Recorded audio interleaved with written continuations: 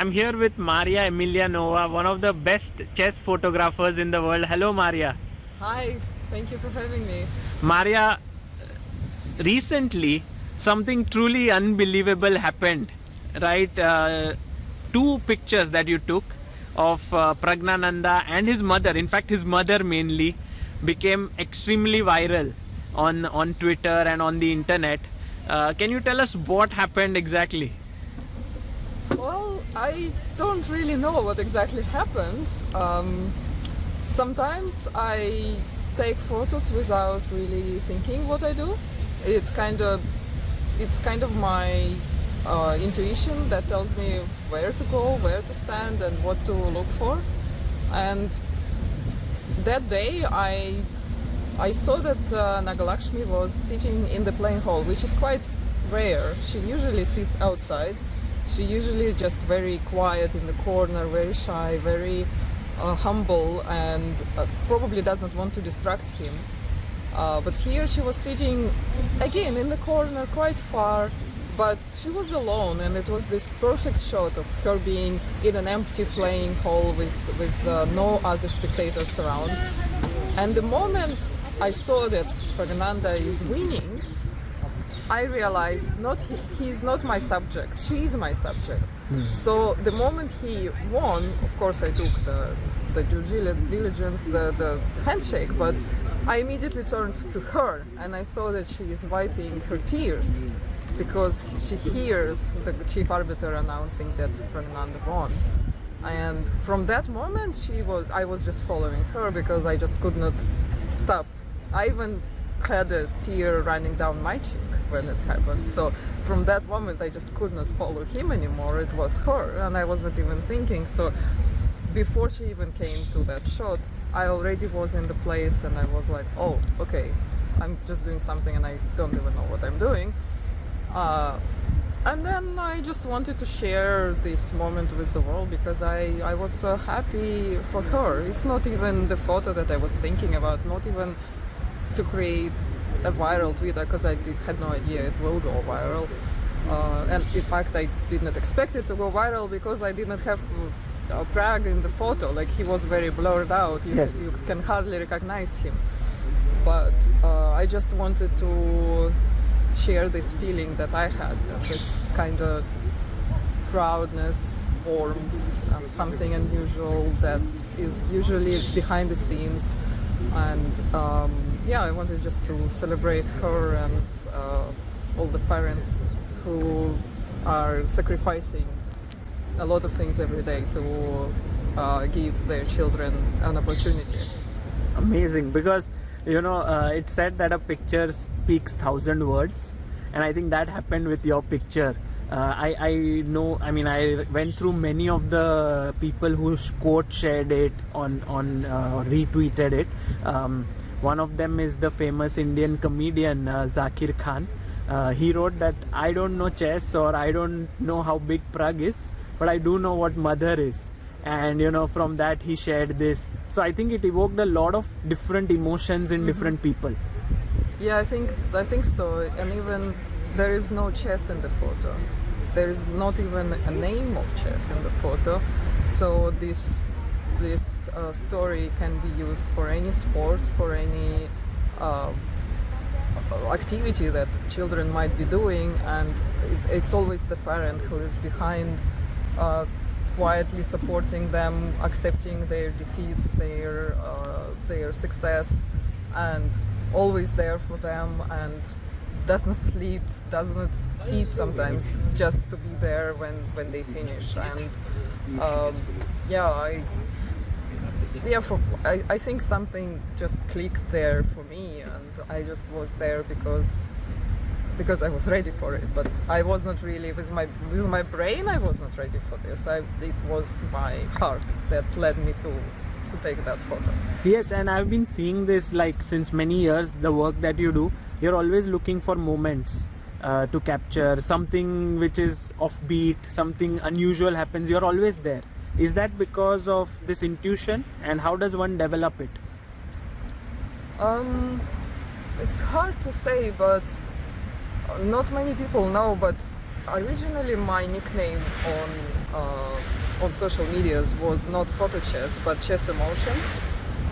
My very first Gmail account that I did in 2010 when I started taking photos was chessemotion@gmail.com, because for me chess always was a lot of emotions, because I myself played chess and I went through a lot of roller coaster emotions, because I was very anxious when it comes to playing chess. I was always very nervous.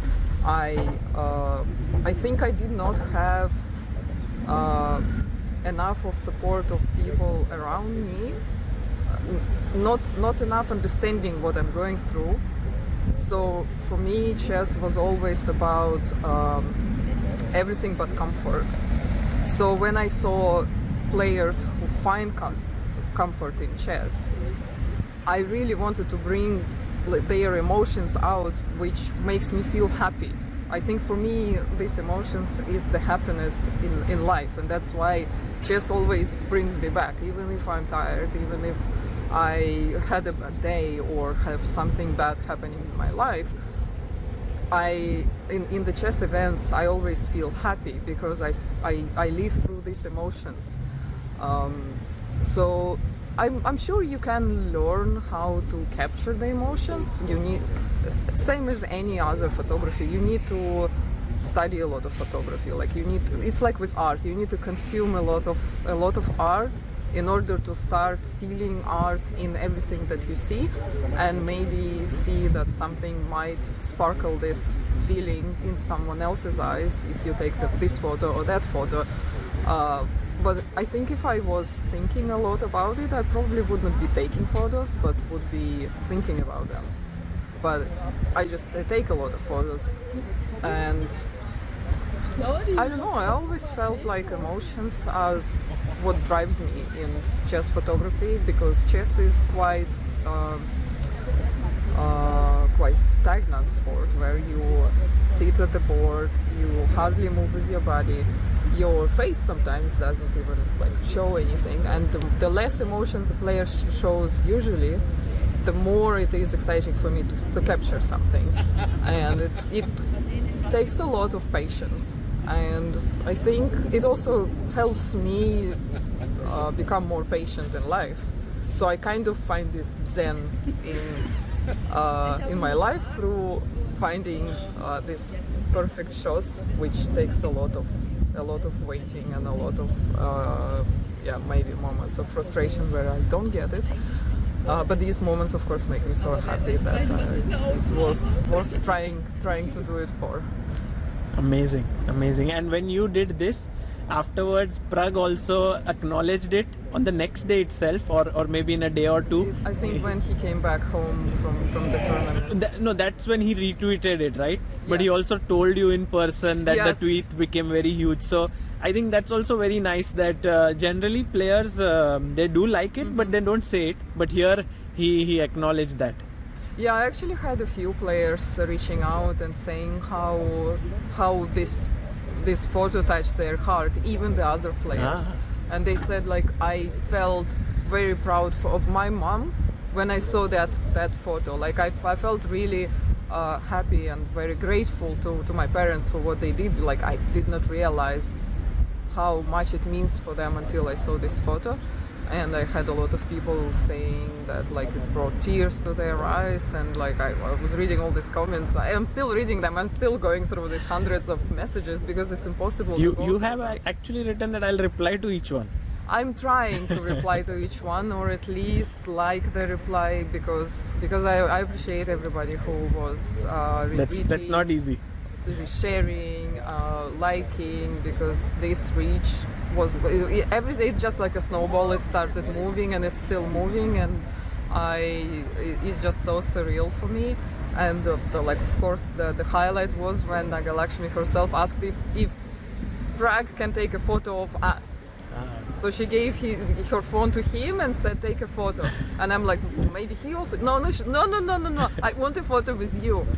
And I was like, oh wow, okay, this photo can only become better if I will wear sari too, because I love her saris. And I already told her a few years ago, she has the most beautiful saris I've ever seen.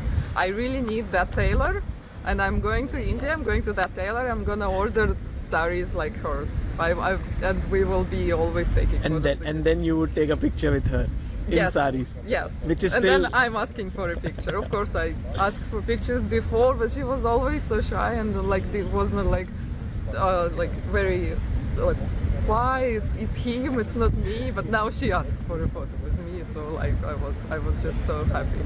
Well, it's amazing, Maria. I mean, you've been doing chess photography work since years, and this was, I guess, one of the highlights of your chess photography career. Would you agree?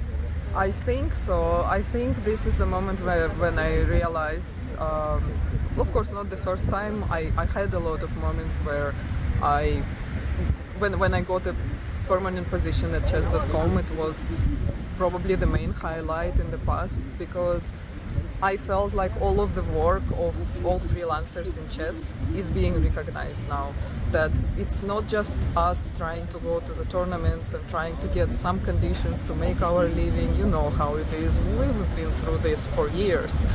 And like I was like, wow, now photographers is the real thing in chess.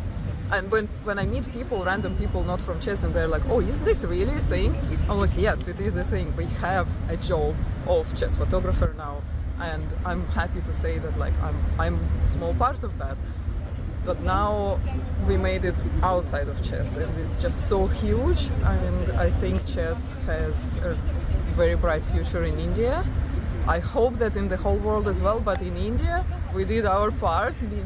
You and me, and we will continue doing it, and I'm really looking forward to going to India. And it was an amazing coincidence that chess.com became the official broadcaster of Tata Steel India, and they're like, you should go, and it starts in 2 days. And I'm like, what?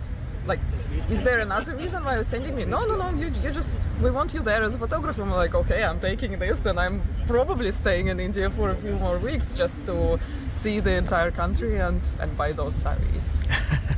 Well, Maria, we welcome you to India, and thank you for the amazing work you've done. Thank you so much.